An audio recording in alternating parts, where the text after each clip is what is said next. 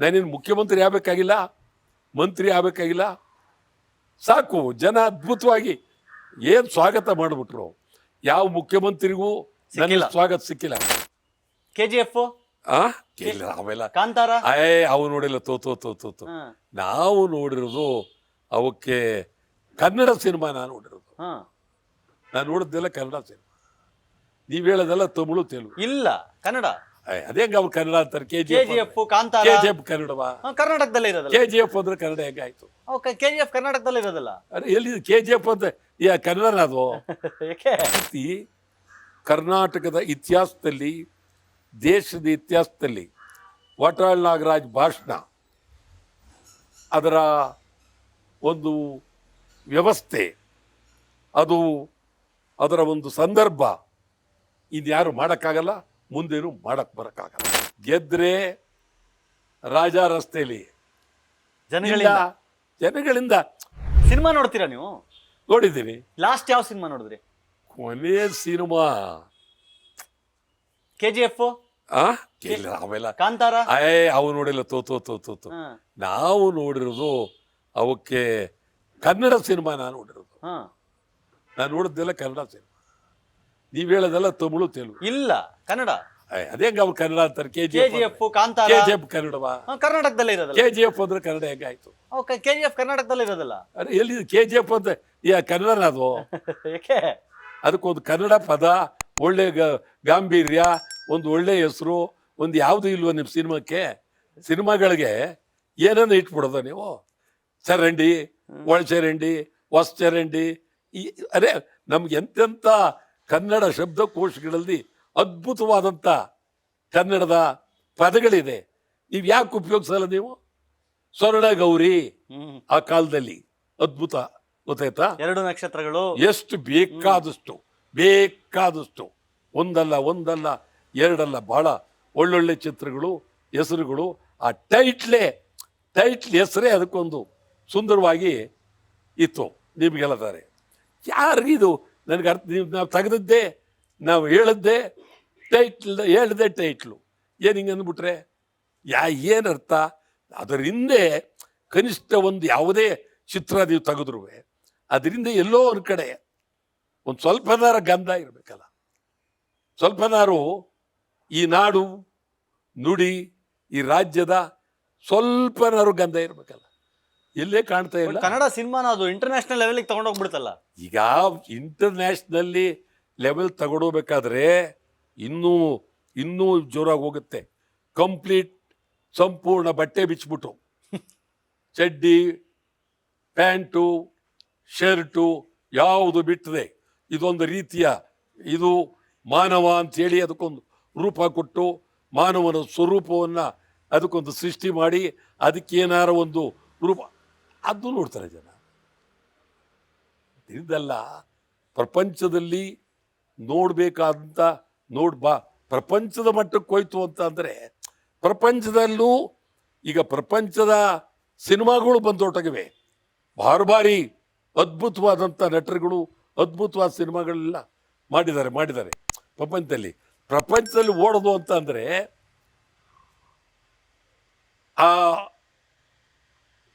ಅದಕ್ಕೆ ಕೆಲವರಿಗೆ ಅದರದೇ ಆದಂಥ ಯಾವುದೋ ಒಂದು ಟೇಸ್ಟು ಬಂದುಬಿಟ್ಟಿರುತ್ತೆ. ಅದ್ರ ಹೊತ್ತಿಗೆ ಅದ್ರ ಹಿನ್ನೆಲೆಯಲ್ಲಿ ನಾವು ನೋಡಬೇಕಲ್ಲ. ಹಿನ್ನೆಲೆ ನೋಡ್ದು ಈ ರಾಜ್ಯ ಏನು KGFನಲ್ಲಿ ಕರ್ನಾಟಕದ ಇತಿಹಾಸ ಅಂದರೆ ಏನು? ಚಿನ್ನ ತೆಗೆಯೋದು. ಹೌದು, ಅವ್ರು ಪ್ರಾಣ ತಗೊಂಡ್ರು, ಅದ್ಯಾರು ತೆಗೆದಿಲ್ವಲ್ಲ. ಆಮೇಲೆ KGFನಲ್ಲಿ ಮುಚ್ಚಿಬಿಟ್ರು ಚಿನ್ನದ ಗಣಿ, ಅದ್ಯಾರು ತೆಗೆದಿಲ್ವಲ್ಲ. ಚಿನ್ನದ ಗಣಿ ಮುಚ್ಚಿ ಸಾವಿರಾರು ಜನಕ್ಕೆ ಅನ್ನ ಆಹಾರ ಎಲ್ಲ ಸತ್ರು, ಮನೆ ಕಳ್ಕೊಂಡ್ರು, ಅದ್ಯಾರ ತೆಗಿಲ್ವಲ್ಲ. ಅವ್ರಿಗೇನಾರ ನೀವು ತೆಗೆದು ಕೊಟ್ರ ನೀವು? ಏನಿಲ್ಲ. ಅದರಿಂದ ಹೆಸರುಗಳನ್ನು ಹಾಕಿ ಚಿತ್ರ ತೆಗಿತಕ್ಕಂಥದ್ದು ಒಂದು ವ್ಯಾಪಾರ ಬೇಕು. ವ್ಯಾಪಾರ ಇಲ್ಲದ ಮೇಲೆ ನಾವು ಅದರಿಂದ ನಾನೇನು ಹೇಳ್ತೀನಿ ಅಂದರೆ, ನಮ್ಮ ಚಿತ್ರ ದೇಶವೂ ನೋಡಬೇಕು, ಪ್ರಪಂಚದ ನೋಡಬೇಕು. ಅದ್ರ ಜೊತೆಗೆ ನಮ್ಮ ಹಿನ್ನೆಲೆ, ಈ ನಾಡಿನ ಹಿನ್ನೆಲೆಯನ್ನು ಅದರಲ್ಲಿ ನಾವು ಪ್ರೆಸೆಂಟ್ ಮಾಡಬೇಕು. ಅವಾಗಲೇ ಅದಕ್ಕೊಂದು ರೂಪ ಬರುತ್ತೆ. ಮತ್ತೆ ರಾಜಕೀಯ ಆಸಕ್ತಿ ಇಲ್ಲ, ವಿಧಾನಸೌಧದ ಒಳಗೆ ಹೋಗ್ಬೇಕು ಅಂತ ಆಸೆ ಇಲ್ವಾ ನಿಮ್ಗೆ? ಯಾರಿಲ್ಲ ಅಂದವರು? ಆಸೆ ಇಲ್ಲ ಅಂದವರು? ಆಸೆ ಇಲ್ಲ ಅಂದವ್ರು ಯಾರು? ಹೆಂಗೋಗೋದು ಈಗ? ಯಾವ ರೀತಿ ಹೋಗೋದು? ಅಸೆಂಬ್ಲಿ ಅಂತೂ ಇದೆ, ಪಾರ್ಲಿಮೆಂಟ್ ಇದೆ, ಹೆಂಗೋಗೋದು? ಎಮ್ ಎಲ್ ಸಿ ಮಾಡಿ ಅಂತ ಕೇಳಬೇಕು. ನಾವೇ ಕೇಳಬೇಕು? ಹಾ. ಅಂತ ದುರಂತ ನನಗೆ ಆಗ್ತದೆ. ಅಯ್ಯಯ್ಯೋ, ಈ ಜನ್ಮದಲ್ಲಿ ನನಗೊಂದು MLC ಮಾಡಿ ಯಾಕೆ ಬೇಕು? ಅದರಿಂದ ಅವ್ನು ಮಾಡದೇ ಇದ್ರೇನು? ನಾನು MLC ಮಾಡಿ 10 ಕರೆದು ಅಲ್ಲಿ ಕೂತ್ಕೊಂಡು ಏನಿದೆ ನನಗಂತ ಋಣನೇ ಬೇಡ, ಬೇಕಾಗೇ ಇಲ್ಲ. ಗೆದ್ರೆ ರಾಜ ರಸ್ತೆಯಲ್ಲಿ ಜನಗಳಿಂದ ಜನಗಳ ಆಯ್ಕೆ ಮಾಡಬೇಕು. ಜನಗಳು ಇವತ್ತು ಜಾತಿವಾದಿಗಳಾಗಿದ್ದಾರೆ, ಮತದಾರರು ಜಾತಿವಾದಿಗಳಾಗಿದ್ದಾರೆ, ಮತದಾರರು ಹಣಕ್ಕೆ ಮತವನ್ನ ಮಾರ್ಕತಾ ಇದ್ದಾರೆ. ಈ ಮಟ್ಟಕ್ಕೆ ಇಳಿದ್ರೆ ಸಂವಿಧಾನ, ನಮ್ಮ ದೇಶದ ನಿನ್ನೆ ತಾನೇ 75 ವರ್ಷದ ಗಣರಾಜ್ಯೋತ್ಸವವನ್ನು ಆಚರಣೆ ಮಾಡಿದ್ದೇವೆ. ಇವತ್ತು ನಿಮಗೆ ಮತ ಅಂದ್ರೇನು, ನಾವು ಕೊಡುವ ಮತ ಅದರ ಬೆಲೆ ಏನು, ಬೆಲೆ ಕಟ್ಟಕ್ಕೆ ಸಾಧ್ಯನಾ? ಅದಕ್ಕೆ ಬೆಲೆ ಕಟ್ಟಕ್ಕೆ ಯಾರಾದರೂ ಪ್ರಾಮಾಣಿಕವಾಗಿ 75 ವರ್ಷ ಆಯಿತು. ನಿಮ್ಗೆ ಹೇಳೋದಾದ್ರೆ ಮೊದಲನೇ ಪಾರ್ಲಿಮೆಂಟ್, ಜವಾಹರ್ಲಾಲ್ ನೆಹರು ಪ್ರಧಾನಮಂತ್ರಿ, ಹೋಲ್ ಪಾರ್ಲಿಮೆಂಟ್, ಇಡೀ ಪಾರ್ಲಿಮೆಂಟ್, ಪ್ರಧಾನಮಂತ್ರಿ ಜವಾಹರ್ಲಾಲ್ ನೆಹರು ಎಷ್ಟು ಪ್ರಾಮಾಣಿಕರು, ತತ್ವ ಸಿದ್ಧಾಂತ, ಮಹಾನ್ ಹೋರಾಟಗಾರರು, 9 ವರ್ಷ ಜೈಲಿದ್ದಂಥ ಅದ್ಭುತವಾದಂಥ ವ್ಯಕ್ತಿ. ಅವರ ಸರಿಸಮವಾಗಿ ಪಾರ್ಲಿಮೆಂಟ್ ಮೆಂಬರ್ಗಳು ಇದ್ರು. ಅಲ್ಲಿಂದ ಸುಮಾರು ಒಂದು 40 ವರ್ಷ ಸತ್ಯ, ಪ್ರಾಮಾಣಿಕತೆ, ಪ್ರೀತಿಯಿಂದಲೇ ನಡೀತು. ಗಣರಾಜ್ಯ, ಸ್ವಾತಂತ್ರ್ಯೋತ್ಸವ ಎಲ್ಲವೂ ಅದರಿಂದ ನಡೀತು. ಅದಾದ ಮೇಲೆ ಲೋಕಸಭೆ ಭ್ರಷ್ಟಾಚಾರ, ಶಾಸನಸಭೆ ಭ್ರಷ್ಟಾಚಾರ, ಬರ್ತಕ್ಕಂಥವರೆಲ್ಲ ಭ್ರಷ್ಟರು, ಬಹಳ ಅತ್ಯಂತ ಕಡು ಭ್ರಷ್ಟರು. ಭಾರಿ ಅದನ್ನ ಎಣಿಕೆ ಮಾಡೋಕ್ಕಾಗಲ್ಲ. ಅದ್ರ ಜೊತೆಗೆ ಯಾವುದೋ ಒಂದು ಚಿಂತನೆ ಮಾಡಿ ಕಾಡಿನಲ್ಲಿ ದರೋಡೆ ಮಾಡ್ತಿದ್ದಂಥ ಮಹಿಳೆಯನ್ನು ಪಾರ್ಲಿಮೆಂಟ್ ಮೆಂಬರ್ ಮಾಡಿ. ನಿಜ, ನಮ್ಮ ದೇಶ ಈ ಮಟ್ಟಕ್ಕೆ ಬಂದಿದೆ. ಈಗ ಅದಾನಿ ಅಂಬಾನಿ ಆ ದುಡ್ಡಿನಿಂದ ಪಾರ್ಲಿಮೆಂಟು. ಏನ್ ಮೋದಿ ಅವ್ರ ಬಗ್ಗೆ ಅಭಿಪ್ರಾಯ ನಿಮ್ದು? ಹೇಳ್ತೀನಿ ಮುಂದೆ. ಪಾರ್ಲಿಮೆಂಟು ಗೊತ್ತಾಯ್ತಾ? ಅಲ್ಲಿಂದ ಪಾರ್ಲಿಮೆಂಟ್ಗೆ ಬರೋರಲ್ಲಿ ಯಾರು? ಅದಾನಿ ಅಂಬಾನಿ ದುಡ್ಡಿನಿಂದ ಬರೋರು. ಇನ್ನು ಅವರು ಅಲ್ಲಿ ತೀರ್ಮಾನಗಳೆಲ್ಲ ಇವ್ರು ಹೇಳೋ ಸೂತ್ರದ ಮೇಲೆ ತೀರ್ಮಾನ ಆಗ್ತವೆ. ಇನ್ನು ಪಾರ್ಲಿಮೆಂಟು, ರಾಜ್ಯಸಭಾ ಎಲ್ಲಿ ಉಳಿತದೆ? ಅಸೆಂಬ್ಲಿನೂ ರಿಯಲ್ ಎಸ್ಟೇಟ್ನವ್ರು ಬರ್ತಾ ಇದ್ದಾರೆ. ಎಲ್ಲರೂ ದರಿದ್ರ. ನಿಮ್ಗೆ ನಾನು ಹೇಳ್ತೀನಿ, ನಮ್ಮ ವಿಧಾನ ಪರಿಷತ್ತು, ನಮ್ಮ ಅಸೆಂಬ್ಲಿ, ಅದರ ನಾನು ಎಂತೆಂಥ ಸೂಪರ್ ನಾನಿದ್ದಾಗ ಅಲ್ಲಿ ಶಾಸನ ಸಭೆ ಅಧ್ಯಕ್ಷರು Vaikuntha Baliga, super super super ಅದ್ಭುತವಾದಂಥ ವ್ಯಕ್ತಿ ವೈಕುಂಠ ಬಾಳಿಗ. ಏನು ಅವರು ಅಸೆಂಬ್ಲಿ ಜೀನಿಯಸ್, ಬಹಳ ಬುದ್ಧಿವಂತರು. ಅಸೆಂಬ್ಲಿ ಒಳಗಡೆ ಬರ್ತಾ ಇದ್ದಾರೆ, ಕಚ್ಚೆ, ಲಾಂಗ್ ಕೋಟ್, ಆ ಗಾಂಧಿ ಟೋಪಿ ಹಾಕ ಬರ್ತಾರೆ ಅಂದರೆ ಇಡೀ ಸದನವೇ ಅದ್ಭುತ. ಆ ಅಧ್ಯಕ್ಷರ ಪೀಠಕ್ಕೆ ಅಲಂಕಾರ, ಅಲ್ಲಿರ್ತಕ್ಕಂಥ ಸದಸ್ಯರುಗಳು, ಮುಖ್ಯಮಂತ್ರಿ, ಮಂತ್ರಿಗಳು ಎಲ್ಲರೂ ಸತ್ಯವಂತರು. ಹನುಮಂತಯ್ಯ ಏನು ಈ ದೇಶ ಕಂಡಂತ ಒಬ್ಬ ಅದ್ಭುತವಾದ ವ್ಯಕ್ತಿ. ನಿಜಲಿಂಗಪ್ಪ ಅಯ್ಯೋಯ್ಯೋ, ಅದು ಇದು ಮಾಡೋಕ್ಕಾಗೋದಲ್ಲ.